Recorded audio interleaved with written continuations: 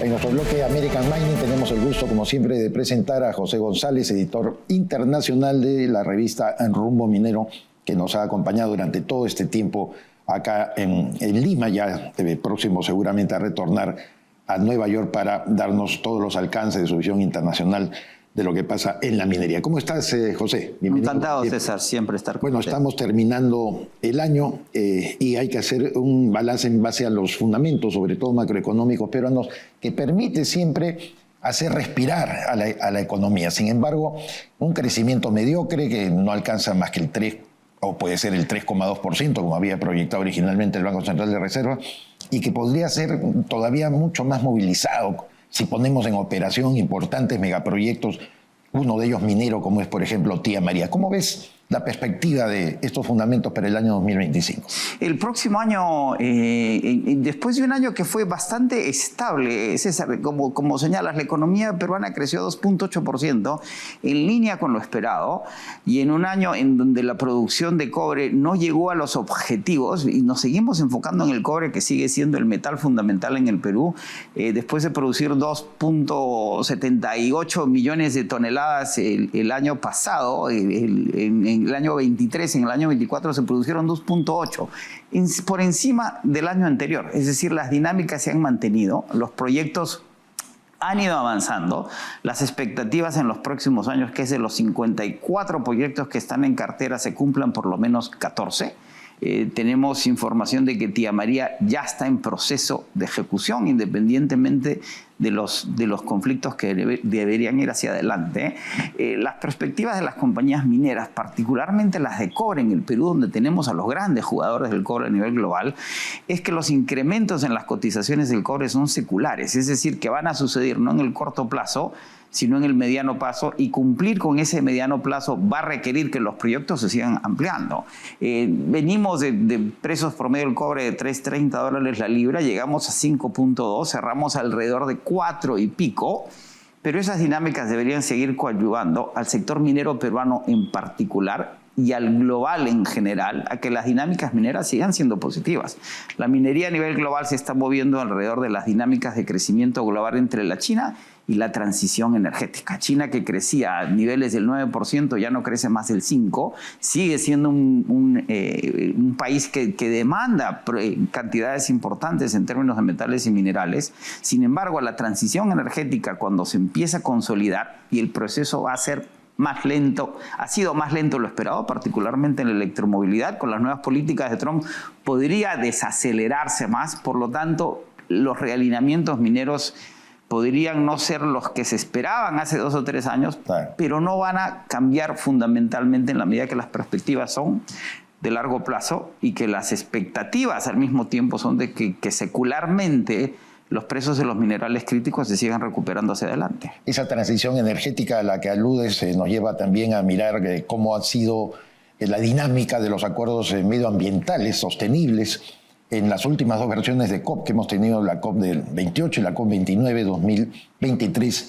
y 2024, que además se centra en el proceso de descarbonización y compensar al sur global por los impactos y los daños que se pueden haber producido. ¿Cómo observas todo esto para el año 2025? Es correcto, hemos tenido grandes logros en los 2 últimos años en lo que se refiere a los acuerdos de París del 2015, y en la COP29 de Bakú se consolidan finalmente cuando se crean, se triplica la asistencia a las naciones del sur global por los daños que generan las emisiones de carbono en el norte global. Sin embargo, siguen siendo 1/3 de lo que se requiere. Se aprobaron 300.000 millones, hasta el 2035 se requiere 1 trillón.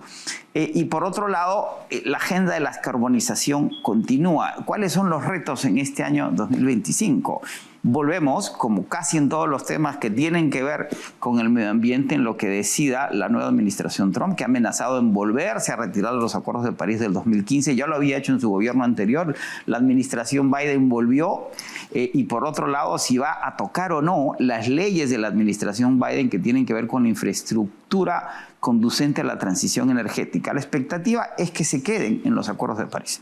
Y la otra expectativa es que no retrocedan en las leyes de infraestructura, porque involucran a estados republicanos que benefician a la propia base política del presidente Trump. Con lo cual, las dinámicas podrían verse afectadas, pero continuarían hacia lo que va a ser la COP de Belén en Brasil de diciembre del próximo año, en la cual se espera que se concentre en la Amazonía en una nueva perspectiva en los movimientos ambientales y, por otro lado, que se consoliden las agendas corporativas que incidan en el enfoque en la descarbonización y la promoción a la transición energética, que seguirían favoreciendo las dinámicas seculares de los metales y minerales críticos, particularmente el cobre, particularmente por el Perú. Claro, de acuerdo. Muy interesante, José, como siempre. Te deseo que recibas un 2025 que sea bastante venturoso para ti y tu familia.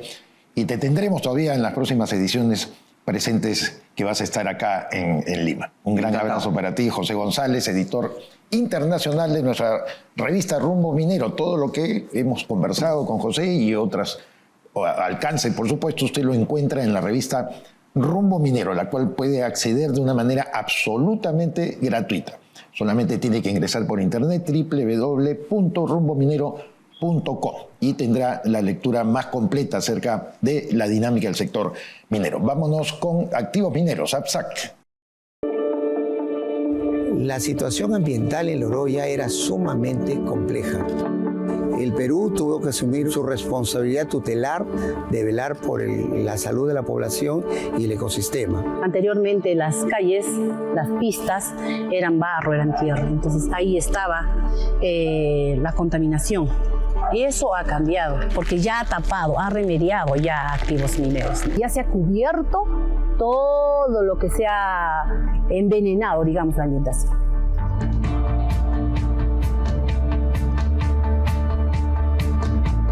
Hoy en día ya Alto Marcabay ha desarrollado bastante, uno en el comercio, uno en el transporte, se ha creado fuentes de trabajo, ya es otra calidad de vida prácticamente. Este lugar, como dice, ha desarrollado bastante, ¿no? Gracias a eso ya tenemos un desarrollo más de nuestra asociación de acá de Alto Marcabay, ¿no? Inclusive los animales anteriormente sufrían de la renguera que se habla.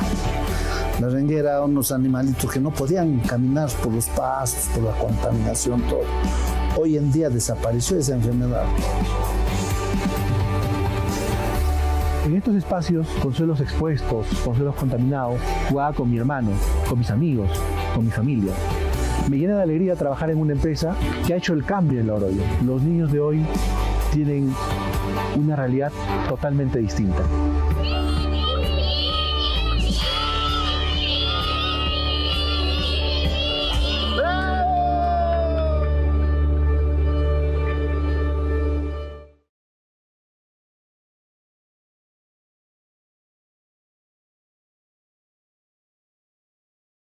Contamos en los estudios con la presencia de Gálvez Pinillos, expresidente de la Sociedad Nacional de Minería, Petróleo y Energía y director de este importante gremio.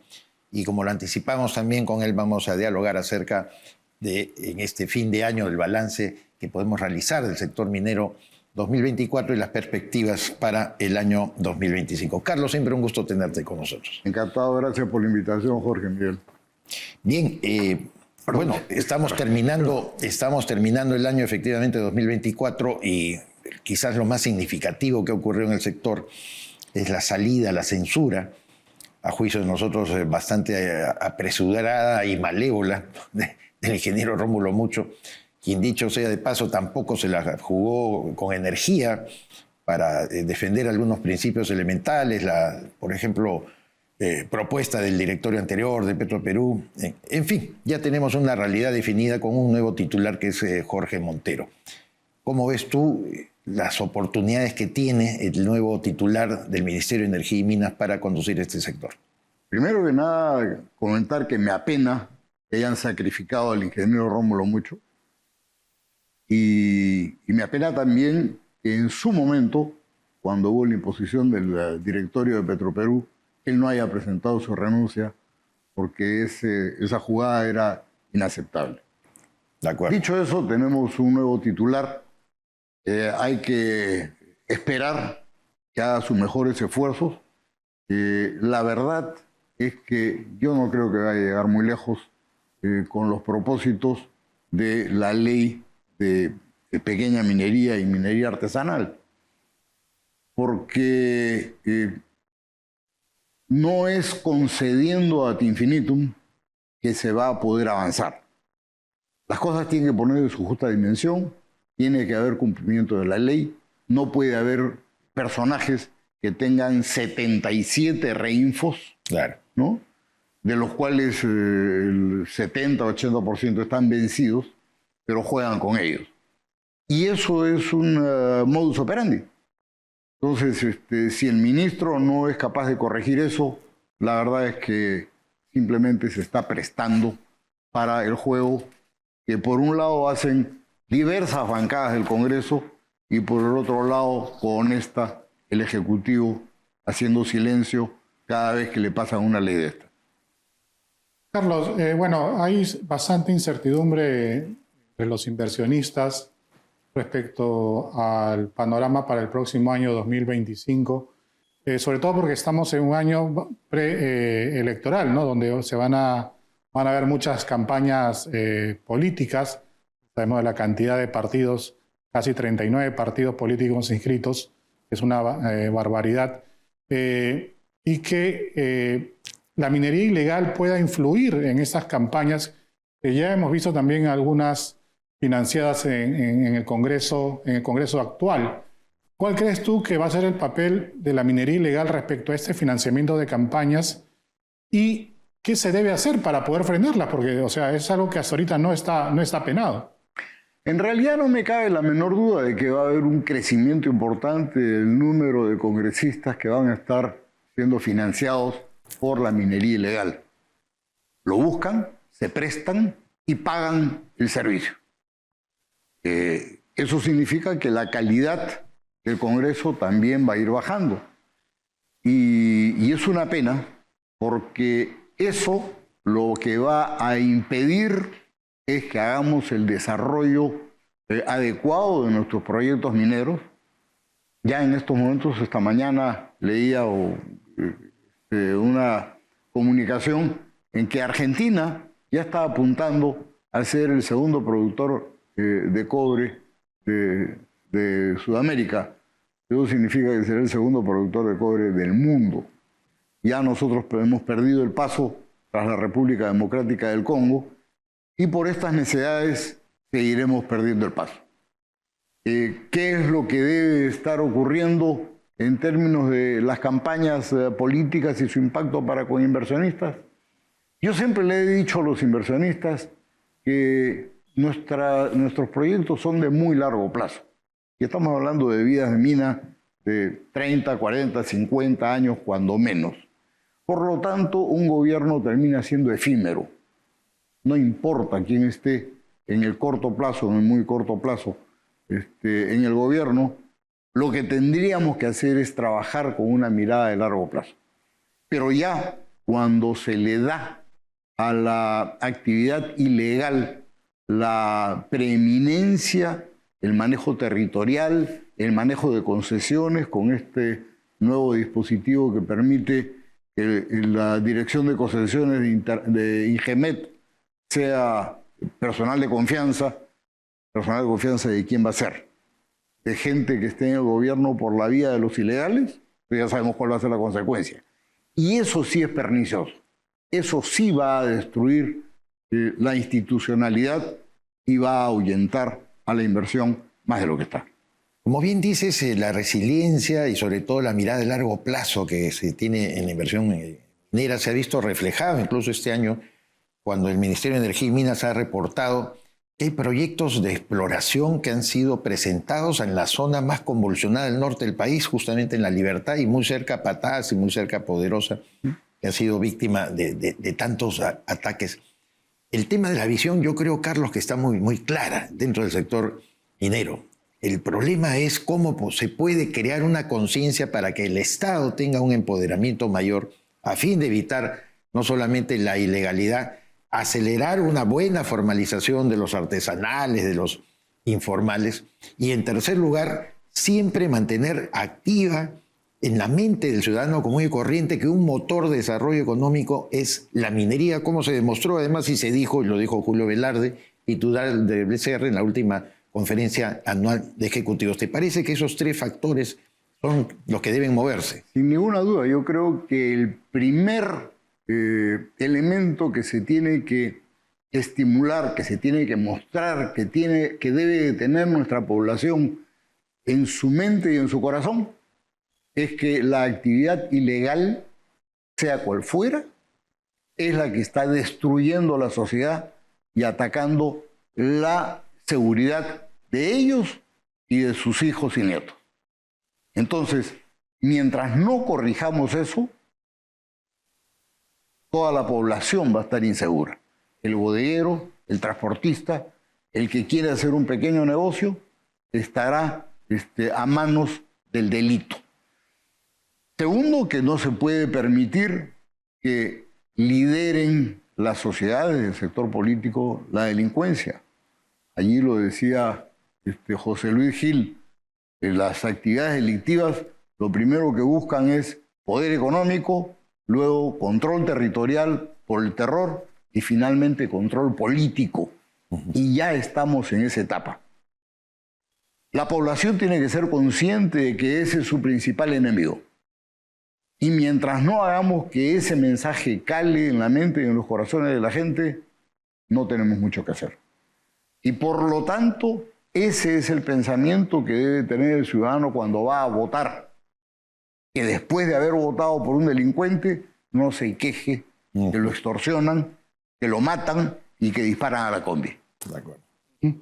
Carlos, sobre el tema del reinfo, bueno, ya todos sabemos que se ha ampliado por 6 meses hasta el mes de junio del 2025, pero en declaraciones del nuevo ministro de Energía y Minas, Jorge Montero, pues él ha indicado que va a trabajar, ¿no?, de la mano con la Comisión de Energía y Minas del Congreso para sacar una ley consensuada, ¿no?, con un respectivo reglamento que sea antes, obviamente, de los 6 meses.